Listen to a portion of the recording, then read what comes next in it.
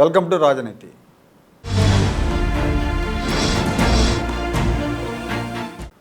ఉద్యోగుల postal బ్యాలెట్లను అడ్డుకోవాలని YCP వేసిన plan fail అయింది.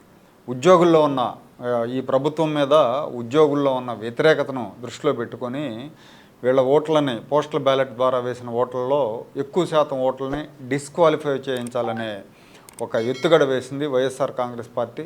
అయితే ఆ ఎత్తుగడ విఫలమైంది. ఈ విషయంలో వైసీపీ సుప్రీంకోర్టు దాకా వెళ్ళింది. సుప్రీంకోర్టు కూడా వీళ్ళ పిటిషన్ని తిరస్కరించింది. ఎన్నికల సంఘం ఏదైతే చెప్పిందో దాన్నే సమర్థించింది. అట్లాగే హైకోర్టు ఇచ్చిన తీర్పును కూడా సుప్రీంకోర్టు సమర్థించింది. ఈ పోస్టల్ బ్యాలెట్ల విషయం అసలు గొడవ ఏంటంటే, ఈసారి 5.5 లక్షల మంది, రికార్డు స్థాయిలో 5.5 లక్షల మంది ఉద్యోగులు వాళ్ళ ఓటు హక్కు పోస్టల్ బ్యాలెట్ల ద్వారా వినియోగించుకున్నారు. ఇది వైఎస్ఆర్ కాంగ్రెస్ పార్టీకి వణుకు పుట్టిస్తూ ఉంది. ఇంత పెద్ద ఎత్తున గతంలో ఎప్పుడు కూడా ఉద్యోగులు పోస్టల్ బ్యాలెట్లు వాడుకోలేదు. ఈసారి మాత్రం బాగా ఎక్కువ మంది ఓట్లు వేశారు. ఇప్పుడు ఈ వైఎస్ఆర్ కాంగ్రెస్ పార్టీ గవర్నమెంట్ మీద ఉద్యోగుల్లో తీవ్రమైన వ్యతిరేకత ఉంది. తీవ్రమైన వ్యతిరేకత అంటే ఎందుకు ఉంది అంటే, ఈయన ఉద్యోగులకు చాలా హామీలు ఇచ్చి అధికారంలోకి వచ్చారు జగన్మోహన్ రెడ్డి గారు. ఆయన సిపిఎస్ రద్దు చేస్తానని చెప్పారు. తర్వాత అంతకుముందు చంద్రబాబు నాయుడు గారు తెలంగాణ ముఖ్యమంత్రి కంటే ఒక 1% ఎక్కువ ఫిట్మెంట్ ఇచ్చినా కూడా ఈయన ఉద్యోగులకు లేనిపోయిన ఆశలు కల్పించడంతో ఉద్యోగులంతా కూడా ఆ ఎన్నికల్లో 2019లో జగన్మోహన్ రెడ్డి గారికి 2 చేతులతో ఓట్లు వేశారు. ఈయన గెలిచిన తర్వాత సిపిఎస్ వదిలేశాడు. ఆయన అవగాహన లేక హామీ ఇచ్చాడని సజ్జల రామకృష్ణారెడ్డి చెప్పాడు. ఆ తర్వాత వీళ్ళకి ఇవ్వాల్సిన ఫిట్మెంట్లు కానీ, లేదంటే వీళ్ళకి ఇవ్వాల్సిన డిఏలు కానీ అన్నీ ఫిట్మెంట్ ఏమో చాలా దారుణంగా ఇచ్చాడు. చాలా చంద్రబాబు చిన్నాల్లో సగం ఇచ్చాడు. అట్లాగే డిఏలు పెండింగ్ పెట్టాడు.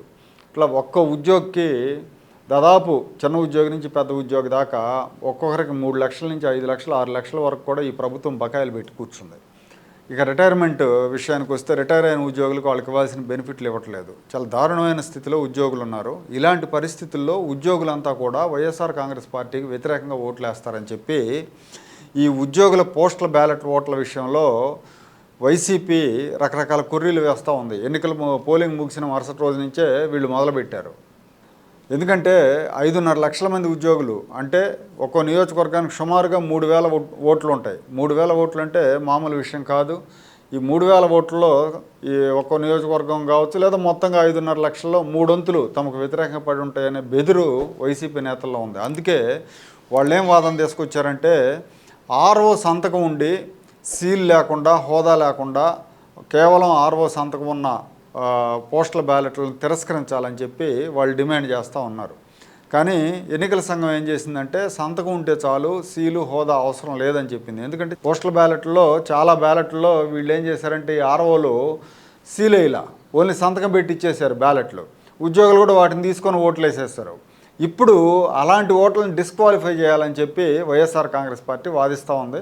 ఎన్నికల సంఘం తీసుకున్న నిర్ణయం మీద వైసీపీ హైకోర్టును ఆశ్రయించింది. ఈ ఓట్లన్నింటినీ కూడా తిరస్కరించండి, ఈ ఉద్యోగుల ఓట్లు ఇవి డిస్క్వాలిఫై చేయండి, ఆర్ఓ సీల్ లేదు అని చెప్పి వీళ్ళు వాదించారు. అయితే హైకోర్టు ఈ విషయంలో ఎన్నికల సంఘం విధుల్లో, ఎన్నికల సంఘం ఉత్తర్వుల్లో మేము ఇప్పుడు జోక్యం చేసుకోలేము. ఎన్నికల సంఘం ఈ సందర్భంగా హైకోర్టుకి కేంద్ర ఎన్నికల సంఘం కూడా ఒక అఫిడవిట్ దాఖలు చేసింది. సీల్ లేకపోయినా పర్లేదు, సంతకం ఉంటే చాలు, ఆర్ఓ సంతకం ఉంటే చాలు, మేము కన్సిడర్ చేస్తామని.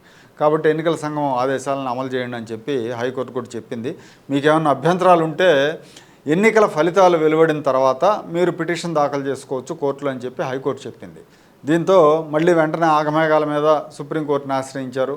సుప్రీంకోర్టు కూడా ఎన్నికల సంఘం ఆదేశాలను సమర్థించింది, ఎన్నికల సంఘం ఉత్తర్వులను సమర్థించింది. పోస్టల్ బ్యాలెట్ మీద సంతకం ఉంటే చాలు, సీల్ లేకపోయినా పర్లేదని చెప్పి సుప్రీంకోర్టు కూడా అదే ఎన్నికల సంఘం ఏదైతే చెప్పిందో దాన్ని సమర్థించింది. దీంతో ఏదో ఒక రకంగా ఉద్యోగుల ఓట్లని అడ్డుకోవాలని వైసీపీ చేసిన కుట్ర ఫెయిల్ అయింది. ఉద్యోగుల ఓట్లు చెల్లుబాటు కాకుండా చూడాలని హైకోర్టుకు వెళ్ళారు.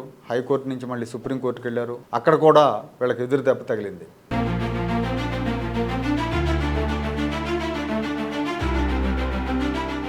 Like, share and subscribe to Rajaniti channel.